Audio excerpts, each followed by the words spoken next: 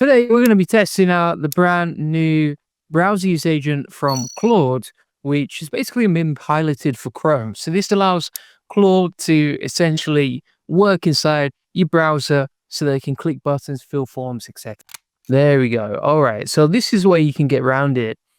Basically, if you don't have access to the Chrome browser, the new one where you have to go on the wait list, then you can actually use something called Nano browser. It's available for free, but you would have to pay for the API key unless you're using Gemini, which I'll come on to later. Essentially, what we're talking about here is an agent that can control your browser using Claude. I'm showing you how to do it. And what I'm going to do is just grab an API key from Anthropic, and then we'll go through here. All right, let me show you how to do this. I want to show you how to do it the expensive way and the free way. All right.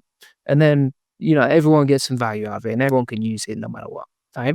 So if you want to use the paid way, you can go to Anthropic, and Anthropic is typically better for it's typically better for controlling your browser and that sort of thing. The reason for that is because they were the first ones that came up with this AI agent that can click buttons and control your screen and everything else. By the way, I think this is honestly the way that the internet is going, this way the future is going, etc. So I'm just going to create a key. Obviously, I'm not going to show that directly on the. So I'm just going to paste that key in here. We'll click save here. Let's find out. Let's find out today. I didn't put insane inside the title on the live stream. I might do on the organic, depending on whether it actually is good. From Gemini, and then plug that in here, right? If you want to get a free API key to control your browser with the AI agent, then what you do is you go to AI Studio, and then we are going to go to get API key at the bottom here. And then from here, you just grab an API key, right? So you can click on create API key. That is free. So you select your models over here, and then over here in plain text, simple language, you can tell it what you want it to do.